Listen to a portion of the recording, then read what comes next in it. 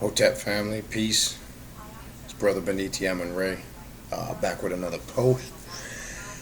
Um, kind of today, what I want to talk about, and kind of what I've been doing the last few weeks, is stuff or topics that come up via email or on the radio show to kind of address certain questions and certain topics that sometimes we don't have the complete time to get into.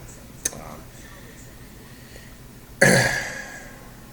the mindset of an individual and the subconscious mind, um, kind of how it works, and again, your mind can be your best friend, could be the greatest thing that you have, or it could actually be one of your worst enemies. And let me give you an example.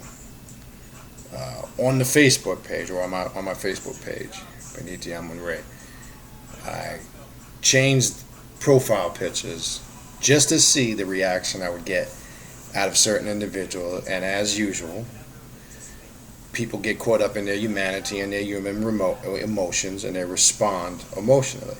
So I simply changed the picture, one picture, to the image of Baphomet, and we went over that in last week's post.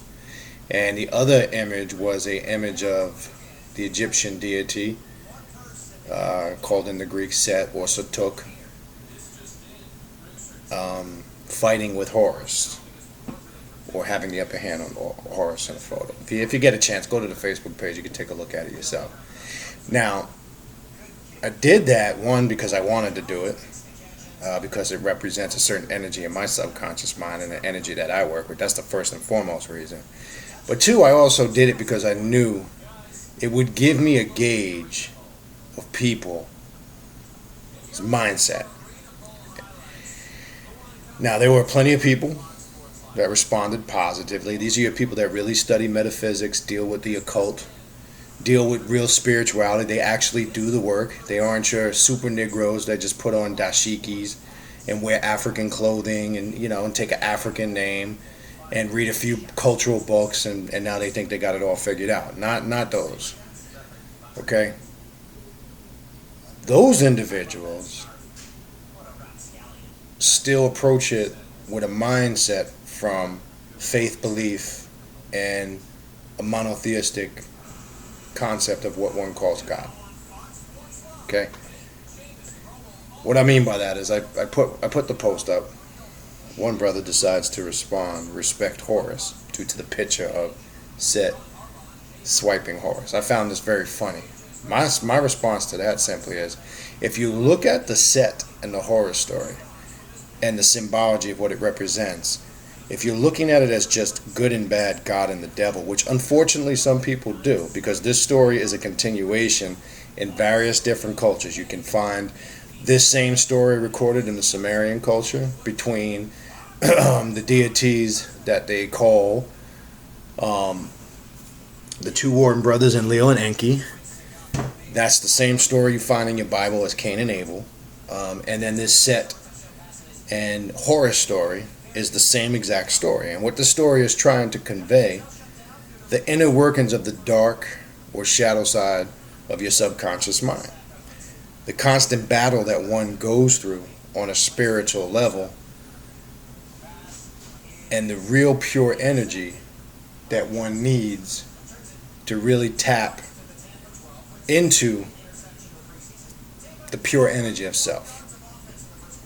Some individuals will take that same story and still correlate it to a good and bad, God and devil concept. Now, the problem is a lot of people have left, or claim they have left, monotheistic beliefs such as Islam, Christianity, and Judaism. We're focused on the main three.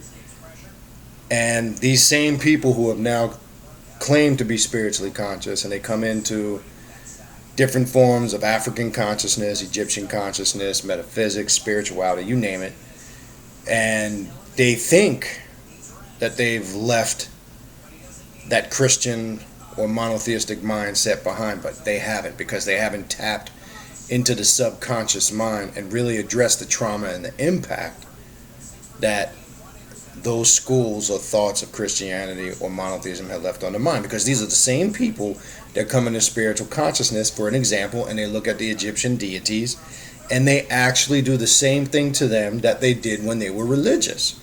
They deify them and create the same concept that a Christian would, for an example, Jesus, because some so-called conscious people have made Horus their modern-day Jesus, or their Allah, or their Jehovah, or their Yahweh, and this is not what its intended purpose is.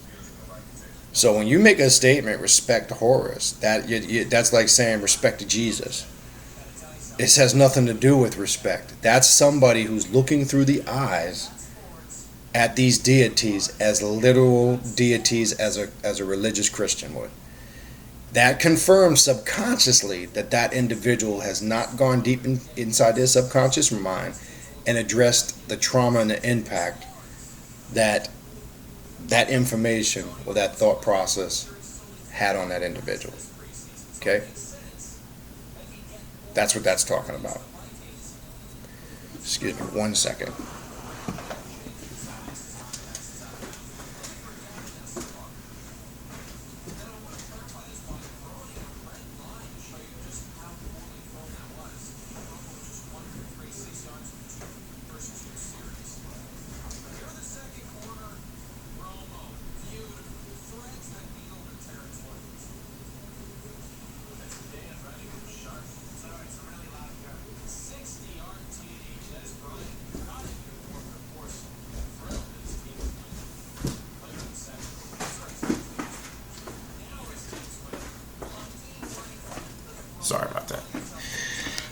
Sorry about that. The check on my son. Okay, so this is an individual, again, or group of individuals that are still looking through those eyes and that perspective. And as I've said before, if you think these deities are literal deities, and you take them, for an example, you do the same thing the Catholics would do when they put statues up in their churches, and they literally grovel in front of these statues and worship these statues and try to basically deify something outside of themselves. Okay? When you're looking at these deities, and we'll use Egypt, when you look, for an example, at Anubis or Set, you have to understand the energies that it represents and how to take that energy and work with it. That's how you work magic. Okay? Dealing with Anubu or Anubis, it deals with the afterworld, the afterlife, higher levels of spirituality and consciousness. You have to know how to work with that deity and the magic that deity holds. When you deal with an aspect, for an example, of Heru or Horus called Re Harakarti, it's the resurrection of the mind and the soul. You have to be able to tap into that energy and frequency and work with that magic. This is explaining the inner workings of the mind. People get caught up and think that literally these were deities that actually do or work the same purpose that a Christian would look at Jesus as. That's not how this works. So if you're doing that, you're sadly mistaken, you're confused, and, hate to say it, you're quite ignorant. So I thought it was funny that I put those pictures up. And then people get caught up in their humanity and their emotions. You cannot be or become or raise yourself up to the level of a deity. And when I'm saying deity, if you're already thinking in your subconscious mind or in your mind in general, when I'm saying deity, you can't be God. Because that's what a religious or a Christian person is saying. Because they don't understand what the concept of God is. Not God in the sense of some spook God that snaps his finger and controls everything. That's a fictitious God. God in the sense, or a deity in the sense of one who controls his own destiny, his own path, and is able to control and alter the spiritual energies around him or her. That sense of deity. That's what a true master or a deity is. So let's establish that, because some people hear the word deity or God, and again, they're looking at it through the concept of monotheistic eyes, and that's what we're trying to avoid. So you still have people, unfortunately, that continuously think in their mind that they're spiritually unconscious and think they've left the slave masters' religions and teachings and concepts aside, but they're still looking at it through the same eyes. These are the same Negroes that are screaming, fuck the white man, down with the white man, banging on crackers and all this other shit, but yet they still think like the white man. Okay? They still have the same mindset. And this is the hardest spell to break. Not physical slavery, mental slavery. So we have to be careful in that. And as I said, and this is not personal to anybody or anyone particular individual, I apologize for nothing that I say because I stand firm on everything that I say. So I do not apologize. I am not interested in getting caught up in people's human emotions or humanity. I don't address questions based on raw emotion because the very fact that I can get some of these knuckleheads to get so emotional to the core of their being that they want to respond, that just confirms I've done my job because I've gotten them to think. And that's what this is about. I don't do YouTube videos or go on Facebook for the simple fact to just get into pointless human emotional debates. It's a waste of my fucking time. For one, I'm too old for that shit. And number three, I wouldn't waste my energy on it. So that's not what this page is for. That's why I disable all comments for videos. And I will delete stupid ass emails because the purpose of this channel and other forms of social media that I use is to teach. And if it's for you, then great. It's for you. Appreciate you supporting, appreciate you listening, and I hope you're learning something. If the shit ain't for you and you don't like what I'm saying and you don't like me, one, I don't give a fuck. And two, it's just as simple as clicking off and not watching. That's it. But the very fact that you want to keep coming back and sending me emails, I'm talking to the few that are in opposition because they still got religious mindsets. The very fact that you keep coming back and I've stirred your emotions, I'm doing my job because I got you thinking. That's it. But as you see, I don't respond back to any of that nonsense. And to all those that get confrontational on Facebook, these are the same motherfuckers that send me friend requests. I didn't send your ass a friend request. So real simple, same thing on the Facebook page. If you don't like what I'm saying, unfriend yourself from me or I'll do it myself and just stay the fuck off the page. It's that simple. Because if I don't like something, I just stay away from it. I'm not going to say I don't like this shit and then badger the individual or the thing that I don't like. So if I just don't like the shit, stay away from it. And if that's not doing me any harm, then there's no need for me to address it. Now, if I'm in a harmful situation, I will address it. But other than that, it's a waste of time and energy. We're living in a day and time where time is precious. Okay? Those true spiritual occultists who are doing the work and not just reading books and playing Hotep, dude puts on a dashiki and puts on, some African jewelry and takes on an African name and starts saying Hotep because he read a few books, don't mean they know shit. Okay? It's that old adage, you judge a tree by the fruit it bears.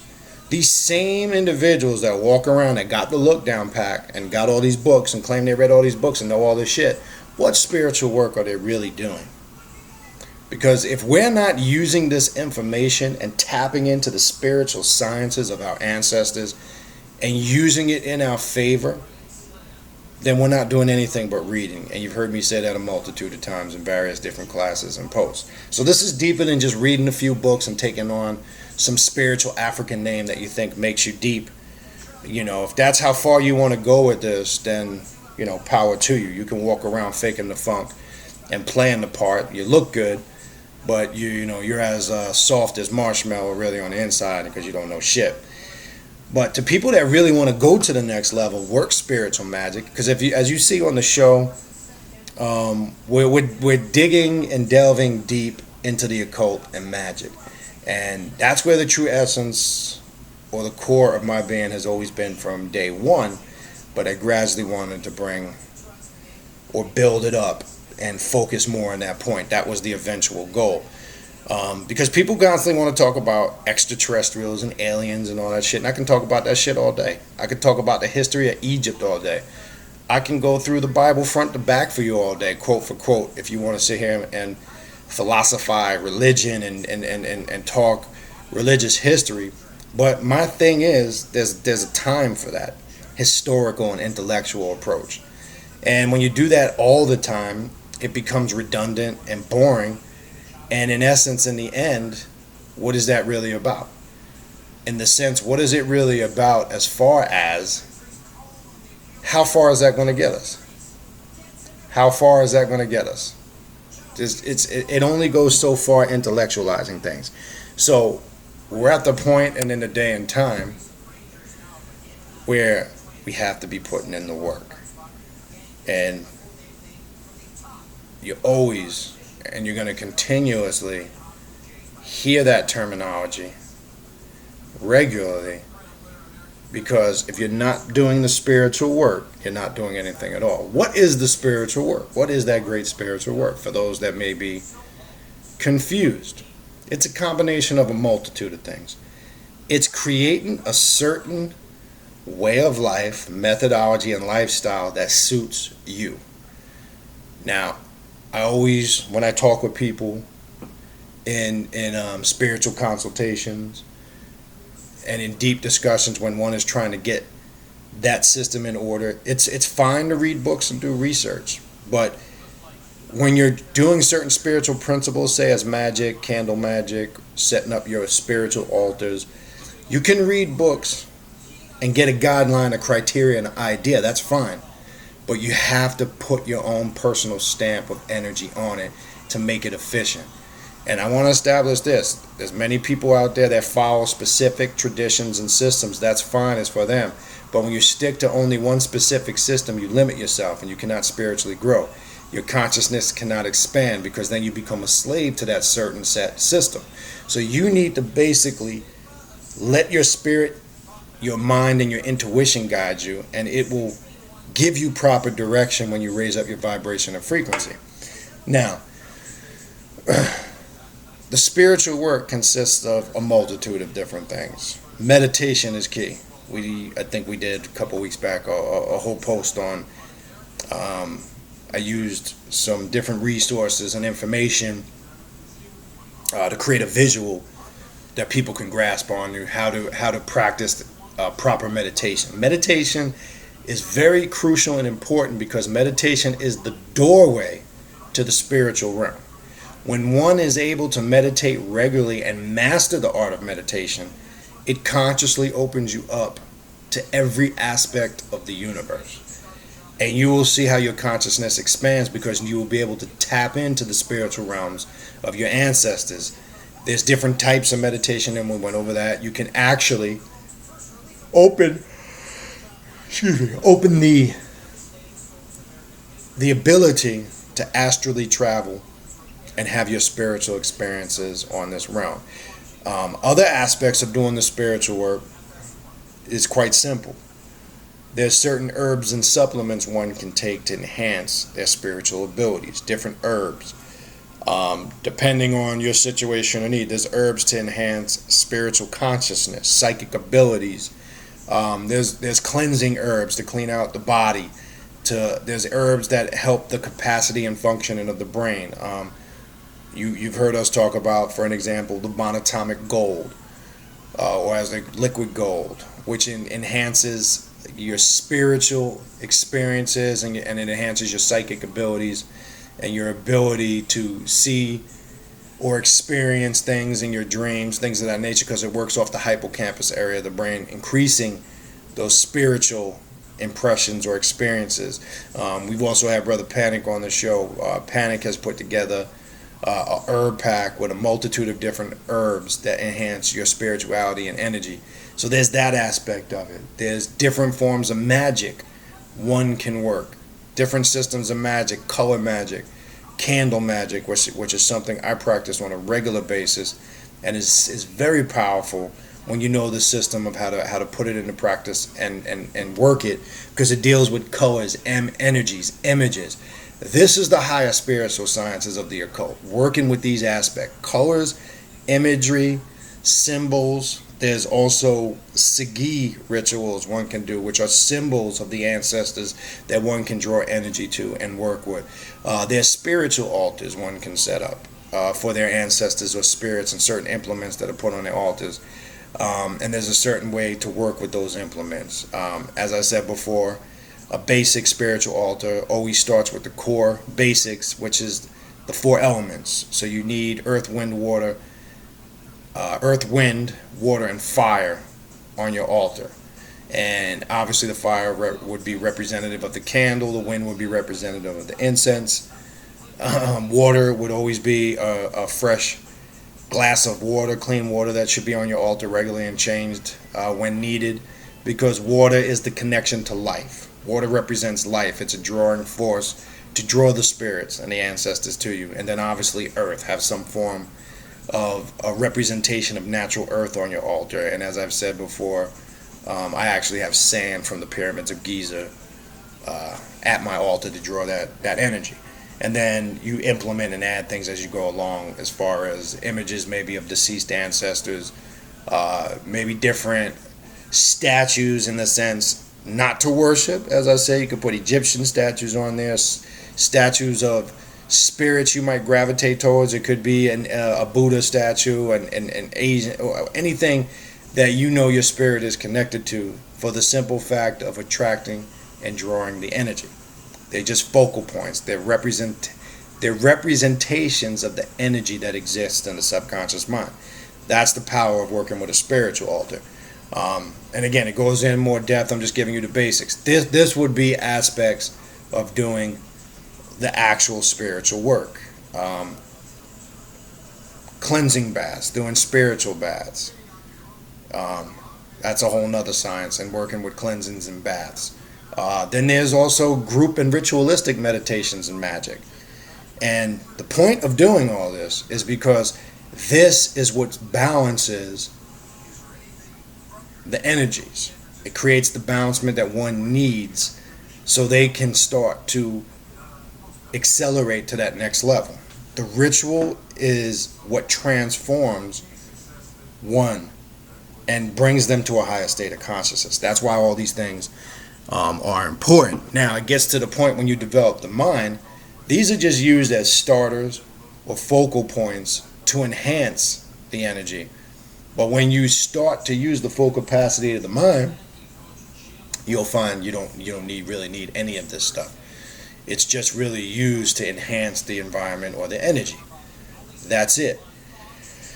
One really understands that, or understands that to the full extent, when you're actually doing the work. So that's why, for an example, on last week's post, people get spooked out, again, like I said, when they see images of Baphomet or Set, because they correlate it to evil or the devil or something satanic, because they're ignorant. And as I said, the Baphomet is just an energy that symbolizes balancement when you break down all the symbols. That's it. I'm not going to get into the whole thing again. See last week's class. You'll get the whole breakdown on it. But because people's human minds have been programmed, they react off of pure emotion of what they've been programmed with. So the very fact, if you are somebody who thinks they're conscious and you think that the symbol of Baphomet is a representation of Satanism or devil worship, in which none of that stuff, or none of those characters are real. They were only created in the hearts and minds of the authors that guided the pen of the Bible. So men created the devil, just like men created the God of the Bible. It's all fictitious and it's fake. But they've created it so, and they spread the lies so wide all over the planet, for thousands of years people believe the shit. So, but if you still look at it as being negative or evil, then you still are subconsciously religious, whether you're aware of it or not. There's no way in the world you can say you're spiritually conscious and make a stupid, ridiculous statement like that.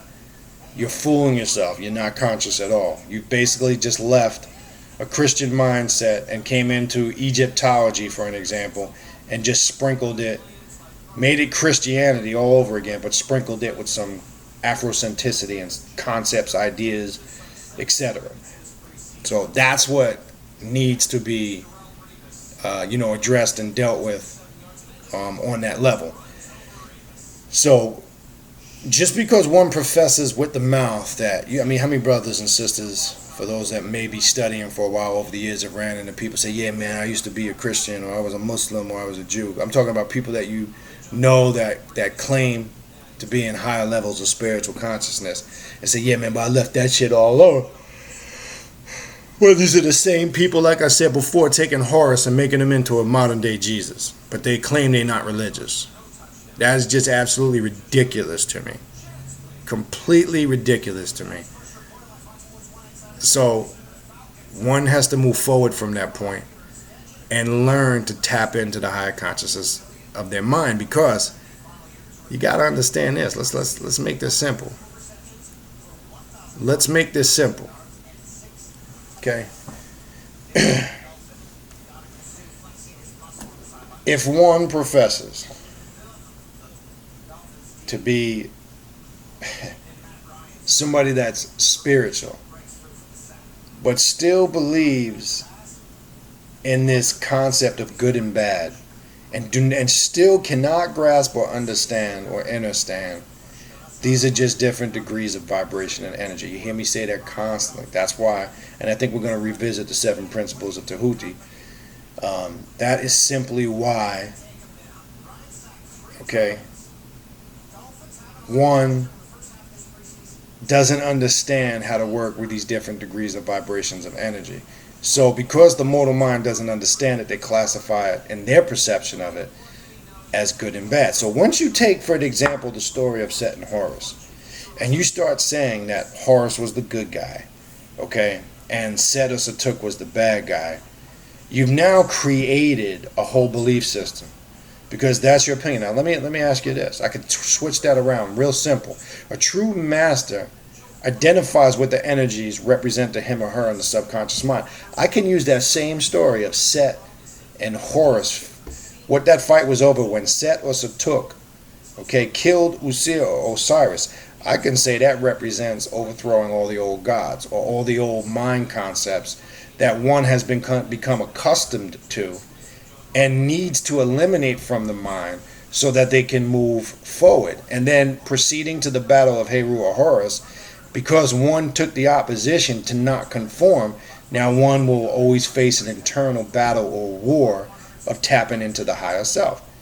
Now, that's how I perceive those stories, because these are different energies, what they represent. Just as easy as it's for somebody to say, well, Horus was a savior, blah, blah, blah. I can look at that story and draw a different type of energy from it. You want to know why? Because that confirms what the doctrine of Tahuti states of the degree of vibration. It's simply an energy that vibrates at a different frequency, and everybody is going to tap into it and perceive it on a different level based on where they are in the evolution of their consciousness. That's it.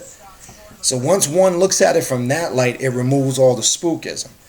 But see, you don't understand shit if you say, well, that's the story of good and evil and Set represents the devil. Well, so does Apep. Which one is it?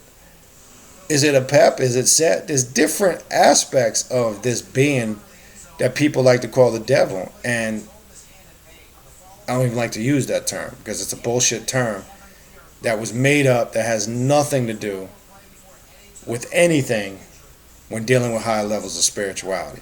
Because a true spiritually conscious person doesn't look at it from that perspective. So you cannot be spiritually conscious and let alone still using the word devil. That just shows you're still in a Christian mind state. Okay? You may say, no, not me. Not me, man, because I read the whole Book of the Dead. I wear Egyptian clothing every day. Who gives a shit? I told you. That's a representation of what you're trying to portray on the outside. That necessarily don't reflect what's really going on the inside, because anybody can get the look down pack. And I've been doing this for over 20 plus years, and I've seen them all come and go. I've seen dudes come into this. Yeah, man, this is it. This is me. This is my path. You know, I'm gonna become some spiritual master. And then they found out shit wasn't what they thought it was. It didn't cater to their ego enough. And some of these Negroes left and fell off the path altogether, or some of them actually ran back into the churches and the masjids and the temples because they could not get their consciousness to evolve outside of monotheism. Because they realized when they left the realm and the mindset of faith and belief, they couldn't stand on their own 2 feet and be a deity or a god and master self. They saw that they really were nothing but a bunch of punk bitches who were professing a bunch of stuff from the mouth but couldn't live up to who and what they thought they were. So it's easy now just to say, yeah, you know, that this occultism, and all occult means is hidden knowledge that one may not be aware of.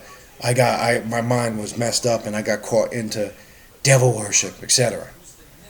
That's just a simple way of saying I punked out, I'm a bitch, and I couldn't handle the reality of mastering myself. So I'm going to go back into some ridiculous slave master religion. And it's easy for me to just be a mental slave and do as master says and wait for some fictitious spook Jesus to come out of the sky and take me to heaven. That shit's easier because you don't got to do no work. All you got to do is be a good do boy and show up to church regularly on Sunday, and coon and dance and put money in pastor's plate, and that's it. You bought your ticket to paradise. So it's easier.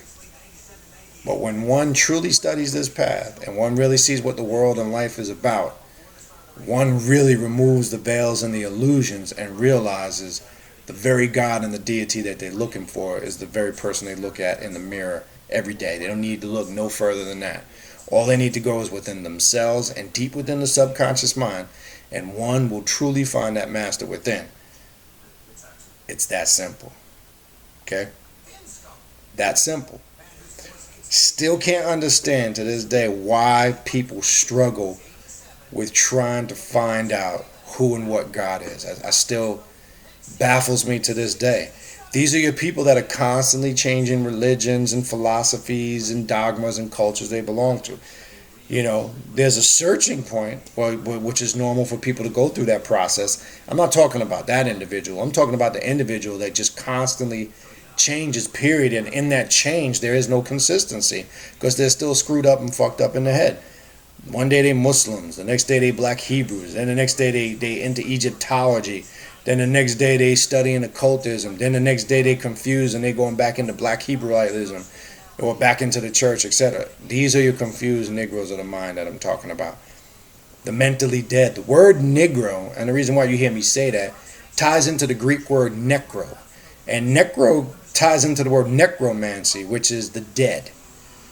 Okay? So you don't think that there's a reason why the Caucasian would refer to American blacks as Negroes? They're trying to tell you you're mentally dead. So yes, you are a Negro if you're mentally dead. That title applies to you. So we got to understand the etymology of these words and what they represent and the energy they carry. Because all these words carry vibrations and energies. And this is why we have to be careful what we go around and how we address each other and how we talk to each other. So that term is rightfully applied to a mentally dead person. You are a Negro. You're mentally dead. And you think you're on the spiritual path, but you're not. You're basically back to another system of monotheism, just sprinkled with some Afrocentricity. Because now you want to make it black and you want to sprinkle it with Egypt and Africa. So like I say, man, for somebody to email me some bullshit like that, respect horrors, I don't even got time for that shit. I say to that Negro, go back to church and worship Jesus. That's simple. And again, if you don't like what I say, stop fucking watching. It's that simple. Don't email me. You understand? Problem solved. Because like I said, I will not get into a back and forth debate over petty human emotions. Now, if you want to hold intelligent conversation and we can be mature adults to agree to disagree, I'm cool with that. I can build and intellectualize with anybody, but as long as it's done in a tasteful and a respectful way. But don't get upset if I don't accept your personal ideology. See, that's your ego. Because if you get upset because an individual doesn't accept it the way you do, then you're fucked up in the head, man. You're not on the spiritual path. That is no different than a Christian that gets upset when you don't accept their Bible and their concept of Jesus and their concept of being a saint. How is that different from somebody that claims to be spiritual conscious and in dealing with Egyptology or the higher sciences of Africa? And if we have a discussion over a debate of deities or culture, and I don't see it the same way you do, or I don't agree the same way you do, you want to attack me. How is that different? It's not different. But what it does show is the mindset of that particular individual. So that's the whole point of reprogramming the subconscious mind. Okay? For one to really reprogram the subconscious mind, that's what is meant when I've said in the past, you must be retaught everything. that you learn, because it's been all wrong from day one. Religion was the number one tool that was used against you to shape your mindset. Religion affects the way people think on a multitude of levels, whether it's sexuality, because most people have their opinions and where they stand on sexuality based on the bullshit that they misinterpreted in the Bible. That's one. People's belief in spirituality and a higher being is defined by what some European men got together and complied called the Bible. And they literally take every word in there literal, which that's a mind fuck in itself, because anybody that believes in everything in the Bible literal is just setting themselves up to be completely embarrassed. That's a whole nother story. Okay? So these things shouldn't be looked at in that light. I wanted to shed a little clarity on individuals that have that mindset, because it's pathetic if you do. Okay, we need to be focusing on a lot of other shit. Times are changing. The spiritual energy of this planet is evolving on such a high level. That's because melanated people that are truly working their spiritual magic from all walks of life and all ethnicities are literally altering the vibration and energy of this planet, including also themselves. That's the difference. So there's a lot of spiritual work to be done right now. So we don't have time to get into petty back and forths over my thought process is greater than yours. Fuck that. Like I said, man, I'm 44 years old. I did that shit when I was a teenager and in my early 20s. I don't do that no more. Leave that up to the youngins. Let the young new spiritual warriors of this generation that are coming up, let them handle that. You know, it's that old saying, you got to pass the torch. When you become older and an elder, now it's time to take it to a different level. It's time to teach this spiritual magic. And I say that, not saying that I'm not no old goddamn man. When I say an elder, see there, here's another mind fuck. When people hear the word elder, don't even bullshit yourself. Most people conjure up an image of some old, very wise looking ancient person. That's not what an elder is. An elder is one who is simply knowledgeable in information and spirituality. So an elder can be somebody in their 20s, 30s, and 40s, or it can be somebody in their 60s, 70s, and 80s. That's what an elder is. They've earned that title and respect based on the level of spirituality and knowledge they have. Let's establish that. That's what an elder is. Okay? So don't get it confused or caught up in the concept. Just because somebody is old, you always respect physically people that are older than you, because it's a respect thing. But just because somebody is older than somebody don't mean they know more shit than them. Don't get caught up in that game, because you do have some of those people in the conscious community. And I know, unfortunately, a lot of great elders up in age and who have been some of my instructors or mentors, along the path over the last 20 plus years.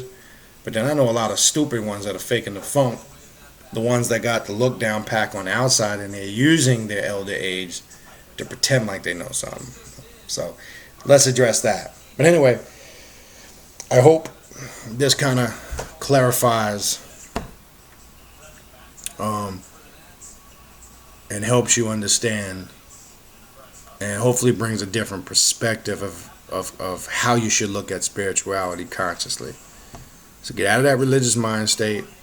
Stop coming from a spooky ass perspective, and realize the deity and the God that you're looking for is right there in that mirror every morning when you get up and you look in that mirror. Okay? So I want to stop there, and some other posts I've been thinking of doing in my candle magic, maybe to focus on some specific areas of magic, to share some tips. Obviously, we don't want to give certain information away, not in the sense, on the spooky sense, but levels of information on a basic level that people as a whole that watch this that can grasp. Higher levels, one has to kind of raise themselves up, and also in a private setting, maybe with a teacher or an elder. That's a whole nother story. All right, so just some couple quick announcements, real quick. Hold on, let me grab this phone. Again, for those this weekend coming up, Saturday, September 5th. Let me pull up the email. For those that are in the Miami, Fort Lauderdale area, I will be at Sophia's Garden of Ma'at, which will again be this Saturday, September 5th at 7:30 p.m. Sophia's Garden of Ma'at.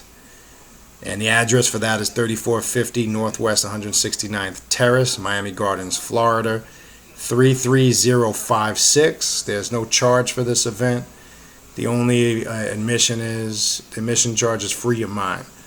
Support the vendors. I myself will be out there with a shitload of books. For those that have come out to those classes and lectures, know I have books for sale on every topic above and beyond the sun. So if you're looking for books pretty much on any of the topics that we discuss here on the show and on the radio show, I'll have that information out there. For those that are interested in spiritual consultations, you can contact me and email me at khnum19@gmail.com if you're interested in that. Once you contact me, we can kind of discuss what area you want to talk about. It's not that expensive. It's only $50 and it lasts up to an hour. And we can discuss or talk about anything you want to talk about. You kind of direct the conversation. If you just got questions on information, we could talk about that. If you got specific questions on how to set up altars, or you need guidance in a particular area, we could talk about that. But again, email me with contact information. I schedule them accordingly. It's kind of tough. I try to only take 8 to 10 a week because it's kind of tough. So I try to schedule accordingly. When time permits, sometimes I can add a few more throughout the week, but it's very critical. Email and an appointment can be set up if that's what you're interested in. And again, for the class, let me just also get the contact number for those that might be watching this. Let me give you Brother Yahuda's number, who's doing the Saturday event that I will be teaching at. His number is 786. Again, his name is Brother Yahuda. His number is 786-357-1899. You can contact him for information on the event. Also, this coming Thursday on the Awakening Universal Minds radio show that we do, Dr. Jewel Pookrum will for sure be back this Thursday, which that is September 3rd, 9 p.m. Eastern Standard Time. As you know, a couple of weeks ago, we had her on the show in the beginning. We only had her there for a few minutes, and then we lost contact with her. She had an issue with the cell phone. So we're going to retry and do it all again. We'll be talking about the 7 circuits of the brain and how they work and function. It's going to be a powerful show, and definitely for all female conscious individuals, you most definitely want to tune in, because in my opinion, I think Dr. Jewel Pookrum is probably the greatest female elder amongst us in this day and time, and spirituality and teacher among us in this day and time, and definitely a good role model for females, especially young females. For those that are familiar with Dr. Jewel Pookrum, know she gets heavy into the information. Those that maybe have never heard her before, then you definitely might want to tune in and check her out. So that'll be Thursday night. I think that's it. That's all I got for you at this time. And I will see you on the next show. This is Brother Beniti Amun-Ray saying peace, Hotep, Assalamu alaikum, wa rahmatullahi ta'ala wa barakatuhu, Shalom, Alafia, whatever other shit you need to get you through the day and the week. And we'll see you on the next post. Peace.